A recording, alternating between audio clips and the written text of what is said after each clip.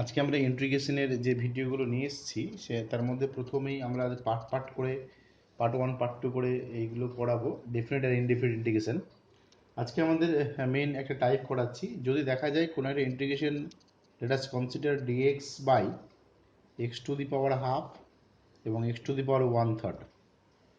So you have to integrate this. The integrand is here 1 upon x to the power half and x to the power 1/3. তো এই যে 1/2 দেওয়া আছে, এখানে 3 দেওয়া আছে, তাহলে x এর ভ্যালু এমন করে ধরা উচিত যেখানে এই 2 এবং 3টা ক্যান্সেল আউট হয়ে যায়, অর্থাৎ x এর ভ্যালু 2 আর 3 যে এলসিএম অর্থাৎ 6। তাহলে আমরা এখানে করব কি, এলসিএম অফ 2 অ্যান্ড 3, এটা হচ্ছে 6। তাহলে আমাদের ধরা উচিত এক্স এর পাওয়ারে যে 6, সেই এক্স এর পাওয়ারে যে 6 সেইটা আমরা আলটিমেটলি ধরবো এখানে t to the power 6 is equal to x. অর্থাৎ দেখা গেল যে এক্স এর ভ্যালু যখন পাওয়ারে 6 হবে, টি এর value T to the power 6 is equal to x. এই ভ্যালুটা আমরা কেন ধরলাম, তার কারণ কি, এগুলোকে রেডিক্যাল ফ্রি, অর্থাৎ এক্স হাফ আর 1/3 এটাকে রেডিক্যাল ফ্রি করা সম্ভব। এটাকে রেডিক্যাল ফ্রি যদি করা সম্ভব তখনই সম্ভব যদি এইটাকে এলসিএম আকারে ধরা হয়। অর্থাৎ যদি কোনো অঙ্কে ধরা যাক এক্স টু দি পাওয়ার 1/4 আছে, এখানে এক্স টু দি পাওয়ার 1/5 আছে, তাহলে 4 অ্যান্ড 5 এর এলসিএম হবে 20। তাহলে তখন আমরা x to the T to the power 20 is equal to x ধরবো। অর্থাৎ x to the power 1/p x to the power 1/q। অর্থাৎ আমাদের কি দাঁড়ালো, যদি আমরা দেখতে পাই এক্স টু দি পাওয়ার এখানে দেওয়া আছে এক্স এর পাওয়ারে 1/p আর এখানে এক্স এর পাওয়ারে 1/q, তাহলে এই যে পোর্শনটা পি আর কিউ দেওয়া আছে, তাহলে আমরা সেক্ষেত্রে LCM of P Q LCM of P Q নেব। এবং এই এলসিএমটা অফ পি কিউ, যেটা ধরা যাক LCM of P q is equal to d, তাহলে তাহলে t to the power d is equal to x. তাহলে আমরা সেট করতে হবে t to the power d is equal to x. অর্থাৎ আমরা যখন এবার তোমরা দেখতেই পাচ্ছ যে এলসিএম অফ পি কিউ অর্থাৎ রেডিক্যালগুলো এলসিএম করলে যা হবে সেটা আমাদের জেনারেলাইজ করতে হবে। তো আমাদের এখানে দেওয়া আছে, তাই আমরা এখানে ধরবো let T to the power 6 is equal to X. এবং এই ক্ষেত্রে ধরে নেওয়ার পরেই কিন্তু আমাদের অঙ্কের অ্যান্সার চলে আসবে পরপর। এবার মেকানিক্যালি আমাদের অঙ্কটা করা সম্ভব হবে। চলো আমরা এটাকে ডেরিভেটিভ করি অ্যাজ ইউজুয়ালি যেভাবে মেথড অফ সাবস্টিটিউশনে করা হয় অঙ্কগুলো। তাহলে dx is equal to 6 t to the power 5 dt. The above integral becomes dx 6 t to the power 5 dt by, এখানে t to the power x to the power half আছে, তার মানে এটা হবে t কিউব আর এটা হবে t square. কেমন? Finally আমরা যে পোর্শনটা অলরেডি পেলাম সেটা হচ্ছে 6 tq dt by t plus 1. Now this is equal to 6, আমাদের উপরে tq plus 1 minus 1 by t plus 1 dt। 6 থাকলো। এবার এটাকে ফ্যাক্টরাইজ করলে আমরা তো জানি a q plus b q t plus 1 dt minus 6 dt by t plus 1।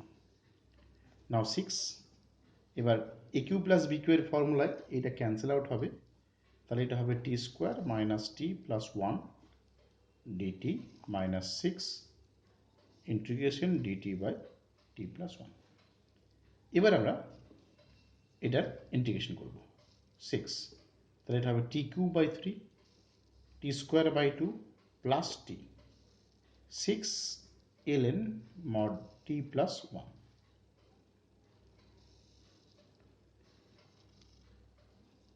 plus c. Now this is integration constant. Now replace t by x. এবার t এর সঙ্গে x এর যে সম্পর্ক অলরেডি আমাদের দেখো এখানে একটা দেওয়া আছে, t to the power 6 is equal to x। তো এই t to the power 6 is equal to x দেওয়া আছে, তাহলে এখান থেকে আমরা এই ভ্যালুটা এখানে বসিয়ে দেব। তাহলে প্রথমেই আফটার ভ্যালুগুলো বসিয়ে দিলেই আমরা 2 root x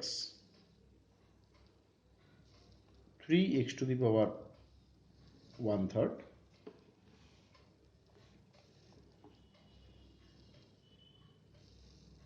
plus 6x to the power 1/6 minus এখানে অলরেডি আমরা আমাদের একটা t অলরেডি আছে, আমরা এখানে 6 লিখব, ln t এর জায়গায় লিখব x to the power 1/6 plus 1 plus c।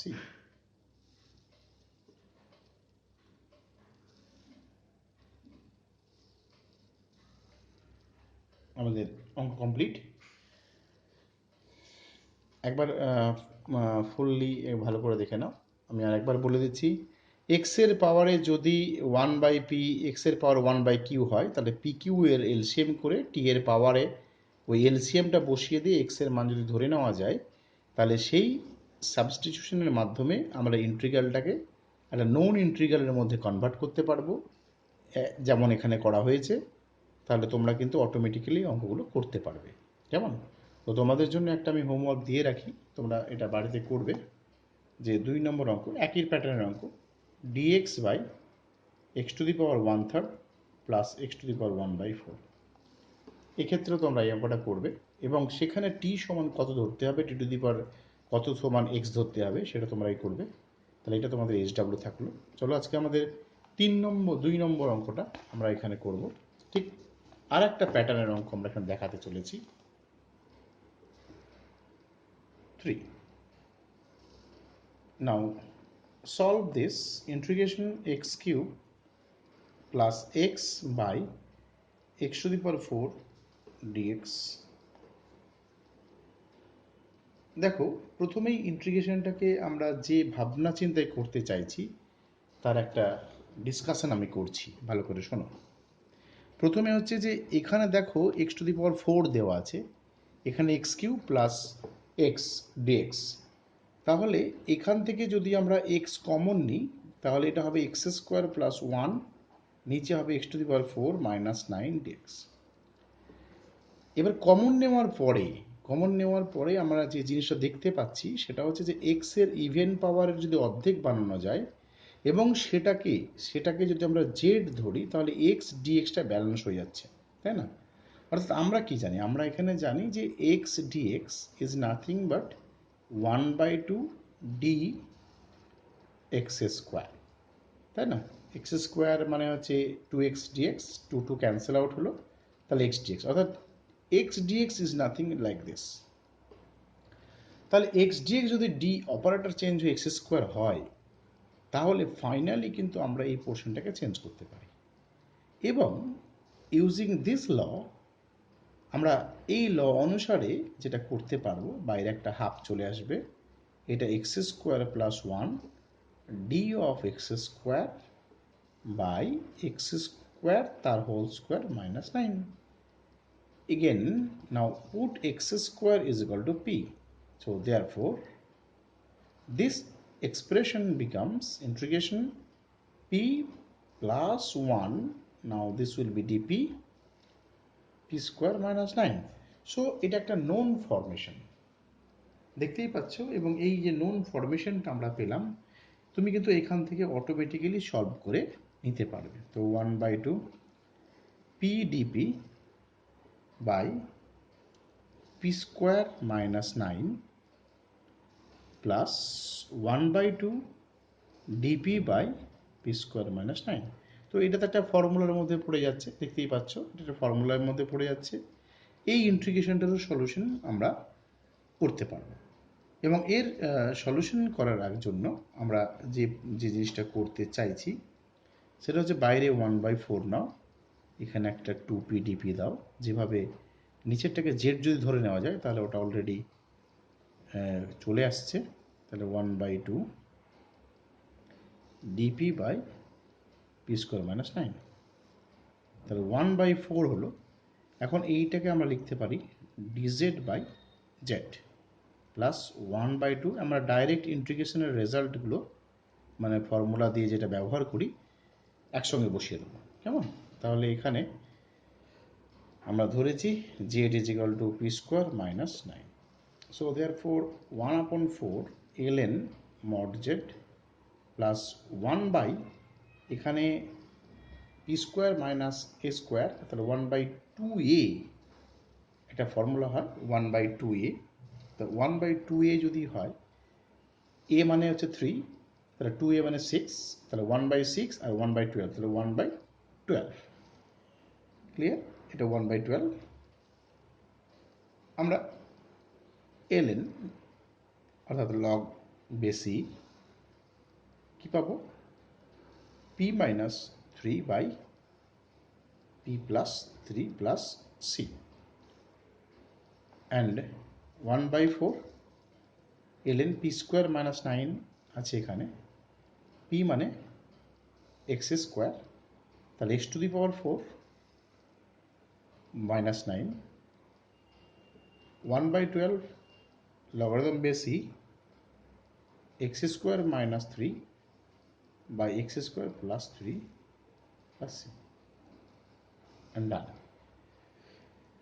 অর্থাৎ দেখা গেল যে পুরো অঙ্কটা দেখো একবার, যে যেরকমভাবে আমাদের অঙ্কগুলো ছিল সেখানে আমরা কি করি, অনেক সময় যদি কোনো কোনো অঙ্কে দেখা যায় যে এই ধরনের এক্স স্কোয়ার বা এক্সকে ধরে নিলে আমাদের ডিএক্স এর সঙ্গে যে এক্সপ্রেশনগুলো থাকবে সেই এক্সপ্রেশনগুলোকে আমরা অটোমেটিক্যালি চেঞ্জ করতে পারবো।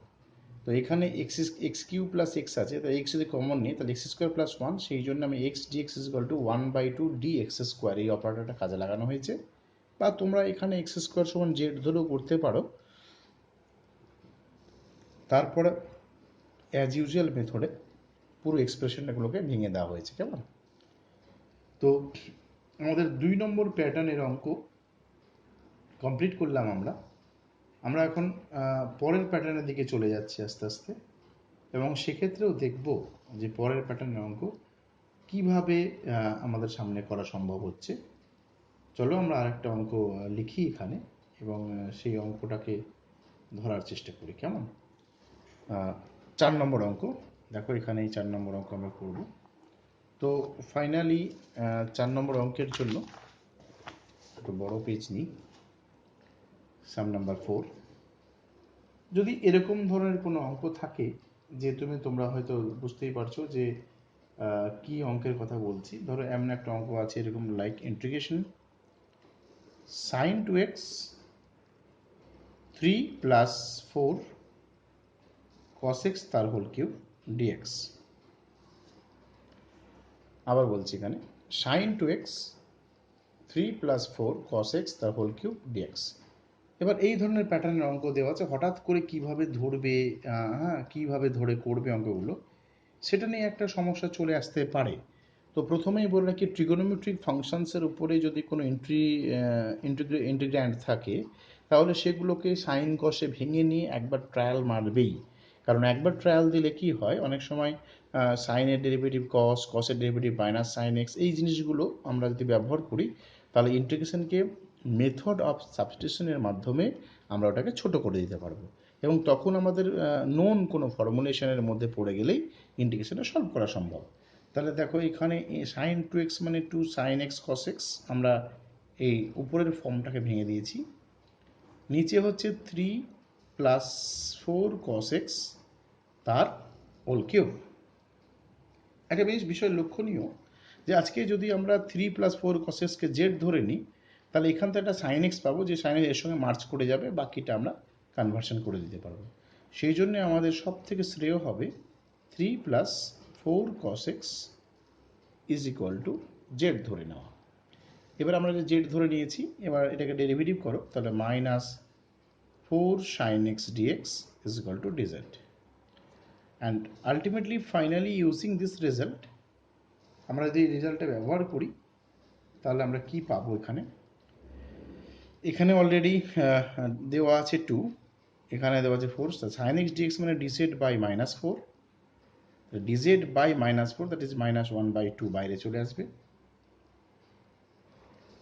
এখন এই cos x এর জায়গায় আমরা কি লিখব? cos x এর জায়গায় আমরা লিখব z-3, অর্থাৎ এখানে ভ্যালুটা বের করে নিচ্ছি।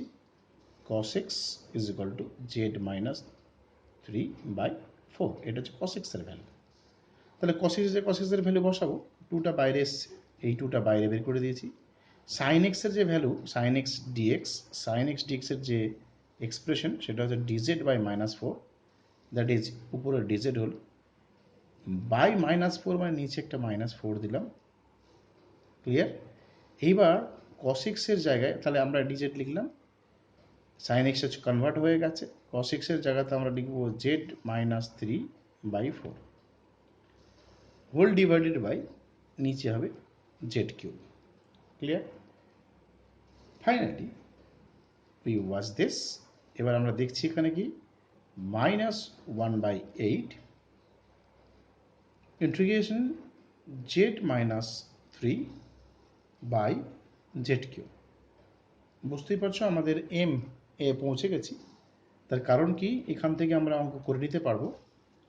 সেটা হচ্ছে -1/8 ইন্টিগ্রেশন z/z², z/z3 মানে z² dz, মাইনাস মাইনাসে প্লাস 3/8, মাইনাসে মাইনাসে প্লাস 3/8 z⁻³ dz। অর্থাৎ আমরা এটা যদি ইন্টিগ্রেশন করি 1/8, এটা হচ্ছে -1/z, তাহলে মাইনাসে মাইনাসে প্লাস